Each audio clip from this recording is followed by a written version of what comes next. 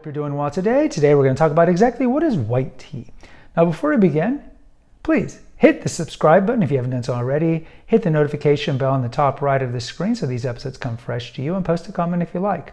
So I recommend that you check out the first two episodes we've done. One is on what is tea, and we talk about the Camellia sinensis plant, or the tea plant that all of us love to drink from. And the second episode is what is green tea. So what is white tea? In short, white tea is, I would say, the least processed of all the colored teas that come from the tea bush.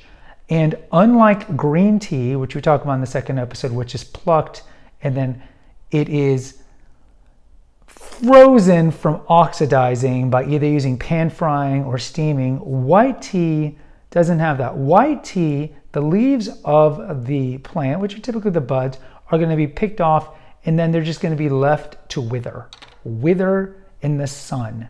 And this can range depending on the quality of the leaf, depending on the cultivar or the brand or wherever it's grown. Normally, white tea is grown in the Fujian province of China. Typically, white tea is Chinese tea. It's mostly grown in China, in that province.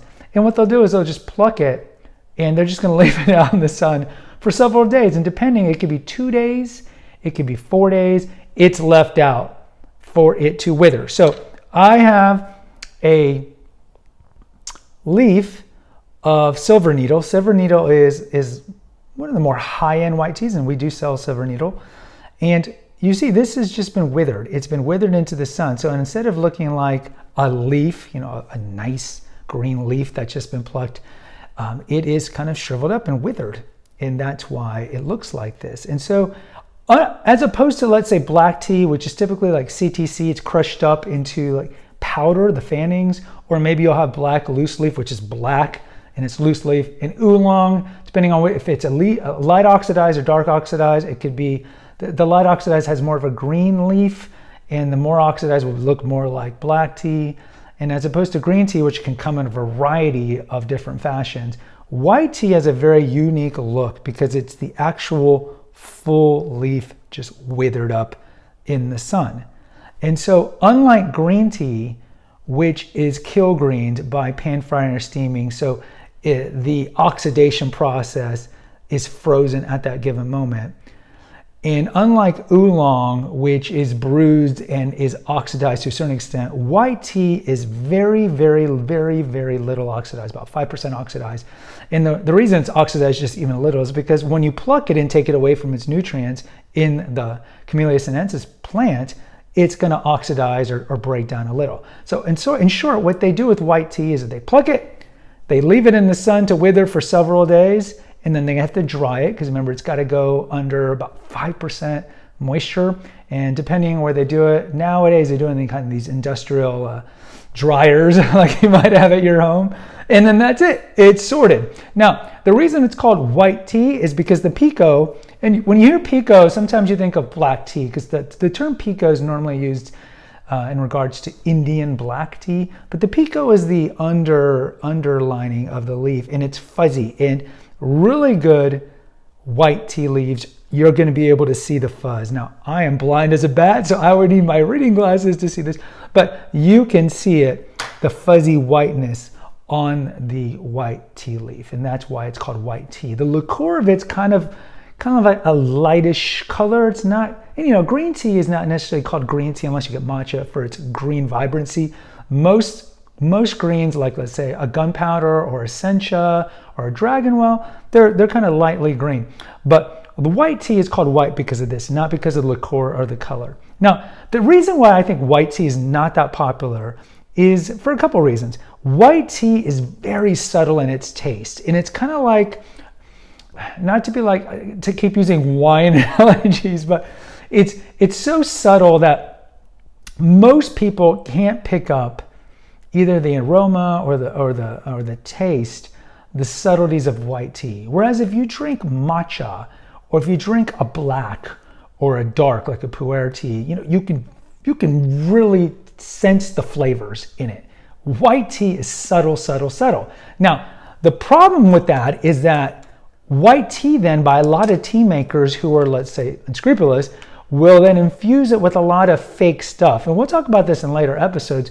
But the large majority of teas that you get, you got to look on the back. And if you see natural flavorings or anything like that, just understand that the large majority of these teas that are flavored, it's kind of similar to what you see in monosodium glutamate in chips, where the Cheetos, the Doritos, Cool Ranch, barbecue sauce, all those are fake MSG sprayed stuff on the chips to mimic the taste of that. So anytime you see like a cherry white tea or a coconut white tea or some sort of flavored white tea, you really need to look on the back to make sure that it's just organic white leaves and maybe organic dried cherry blossoms if it's a cherry white tea or something like that. Because white teas probably, I wouldn't say not all of them, because you'll see this is, and I'm not going to call out places, but this is pretty pervasive in a lot of tea distributors that are not really catering to the tea aficionados and the tea cognoscentes, but you just have to be careful. So look on the back and make sure that it's just pure white tea. And then if it's a flavored, so to speak, white tea, make sure that the flavor is actually dried pieces of whatever's flavoring it. So in closing, white tea, we pluck it, we leave it in the sun, and then we eventually dry it. For this reason, white tea, along with green tea, white tea is probably the healthiest tea because it's only 5% oxidized and you're really getting the tea leaf. It's just been withered. And so it's definitely one of the healthiest ones in terms of the antioxidants that you're getting and the catechins that you're getting and all the things that we think about why tea, especially green tea and white tea, is healthy. So I would definitely recommend you check it out. We do carry some white tea brands. We have white peony. So peony, with that one, it's completely non-flavored. Kind of like with jasmine green tea, what they do is they pluck the leaves and then they leave them next to the jasmine flower so they naturally pick up the odor of the jasmine flowers that they're around. Same thing with white peony. It's surrounded by the peony and that's what kind of absorbs that flavor. We also have silver needle, which is the most high-end white tea. So if you're wanting like high quality white tea, then I would recommend you go with the silver needle. But in general, that's what white tea is. Sorry that this video was shorter. I'm trying to do the best that I can. Guys, post in the comments. Let me know if you like white tea more than green tea, more than black tea, more than oolong, more than dark tea, more than yellow tea. I literally like to hear from you. Until next time, take care. God bless and pray.